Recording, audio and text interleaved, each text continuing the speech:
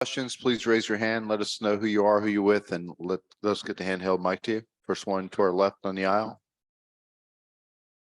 Josh Graham, WSJS, for RJ and for Coach. Just how surprised are you that this is the position you guys find yourself in at the end of the ACC tournament, likely to miss out on the NCAAs? RJ. Not a great feeling. Not the expectations that we had coming into the year. It's definitely frustrating, it's disappointing, but one thing I can say about this group is we fight to the end. We're a resilient group. We may get kicked down, but we always get back up. And that's something that it's been the major theme for this whole team. So yeah, never and never will be disappointed in these kids. I'm so proud and honored and thankful and appreciative to be one of their coaches and to be around them every day. And I'm sad and disappointed for them that we're in this position, and just very sad for them. Middle of the room. Joshua Dolgoff, UNC Sports Extra.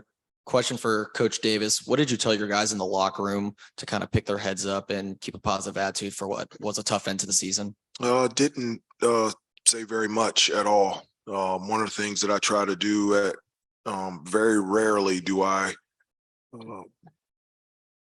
say very much after a game. I just got that from Coach Smith after a game. He just wanted to let emotions calm down and be able to give time to gather your thoughts. And I told the team that I'll talk to them when we get back to the hotel tonight.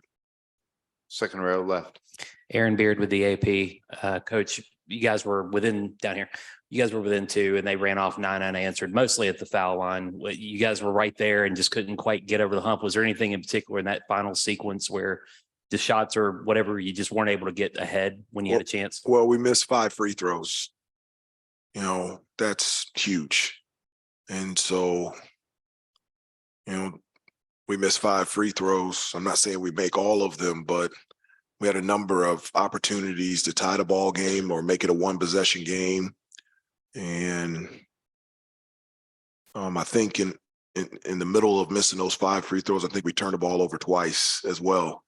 And so, again, down the stretch, the discipline and the details, the little things, free throws, taking care of the basketball. I think we missed a couple layups. It just didn't make the plays that you needed to down the stretch. To our right. Coach and RJ, Brian Murphy with WRAL. If you do have a chance to extend your season, be it in the NIT or some other way, would you like to continue playing? Would you accept a bid? And RJ, how do you think you and the team feels about playing in maybe a different tournament? I'm not thinking about that at all right now. We just lost a game and I'm thinking about them and thinking about this team. And that's the only thing on my mind right now. Trayvon Miles, ABC 11 in Raleigh. Hubert, you talked a lot about outside noise when we started the season. Yeah. Do you think that got to your team this year at all? And if so, to what extent? I do at times. I do.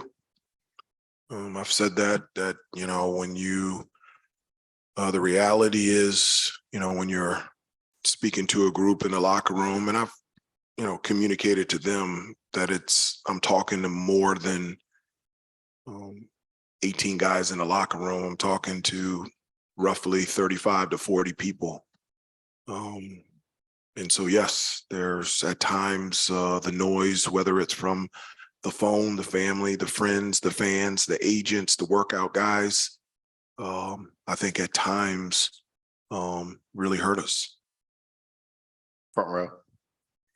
Coach Michael Code, WCHL and chapelboro.com. With Armando not really getting any minutes in the late second half, was his ankle was it not working? Well, I mean, it wasn't working the entire game. It was, really difficult for him to get position or hold position down low on the post. Very difficult for him to make any moves. When he set screens, it appeared and looked difficult for him to get out of the screen. And then I can't remember when he came out. I think it was like the 15-minute mark. He said he couldn't go back in for the rest of the game. And so that's why we went with that lineup.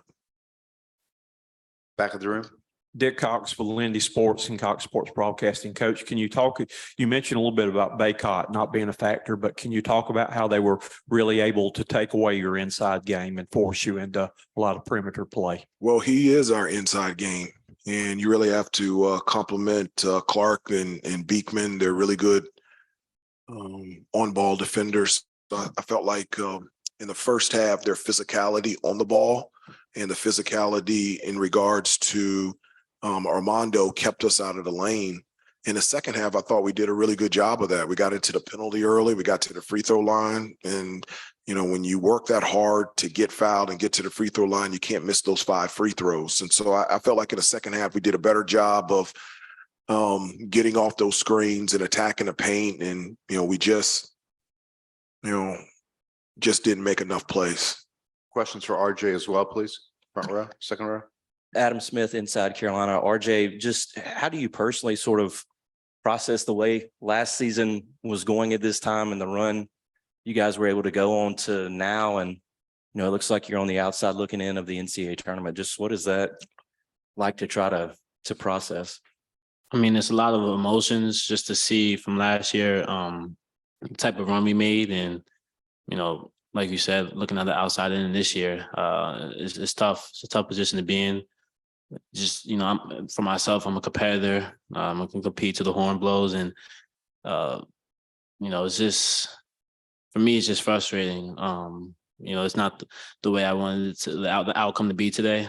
I felt like, there's plays that we could have made, like Coach David said, missed free throws, turning the ball over, just the little things. And it's been like that the whole year, just like attention to details, little things that we just needed perfected and that we didn't do in today's game. So To our left aisle.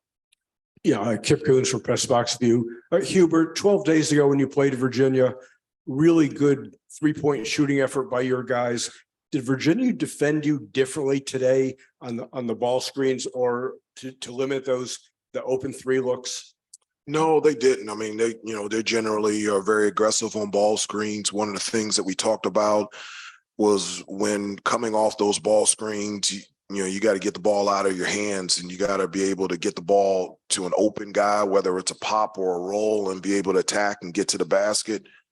At the end of the day, I felt like we had some really good looks from 3. It's always, one of the things that has gone back to us is, our inconsistencies and our inability to shoot the ball from the outside. I mean, at the end of the day, statistically, we're the last in ACC in 3-point shooting percentage. How to loosen things up to get a little bit more space on the offensive end is to be able to knock down some jump shots. And, we just weren't able to make enough. To our right. CL Brown, News and Observer. Hubert, if you were making a pitch to the selection committee on why this is an NCAA tournament team, what would your case be? What would your strength of case be?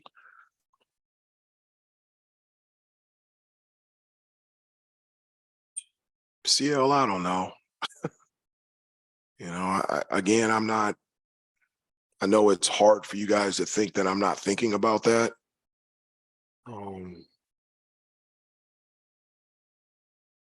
Our record is our record. And I know that,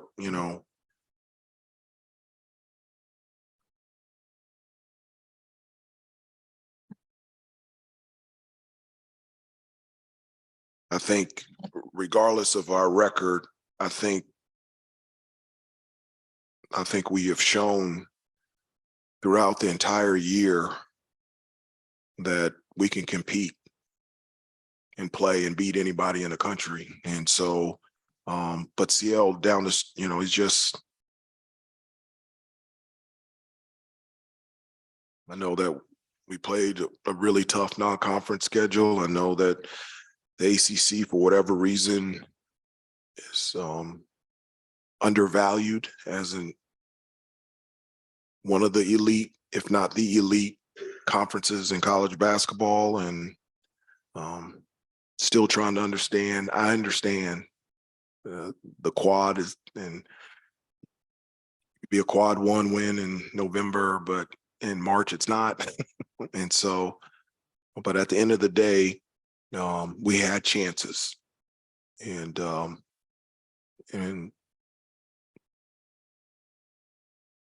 for 8 or 9 of the 13 losses that we had, we were up in the second half. And so we had our chances. Middle of the room. Isabella Gascos, UNC Sports Extra. RJ, at the 2-minute mark, you guys are down by 2. Well, in those final 2 minutes, what was the offensive game plan? We get the ball on the side, attack. The weakest defender, I felt like, the last 2-minute stretch, we was able to get what we wanted offensively. Was able to get to the free throw line. Was able to, either penetrate, hit the open guys for threes. And just from a defensive standpoint, just trying to speed them up a little bit. We went through like a diamond press, kind of got a little bit of turnovers on their end, but they was able to break it. So I just felt like we, did that a little bit more earlier in the second half, would have been a different outcome. Okay, thank you, guys.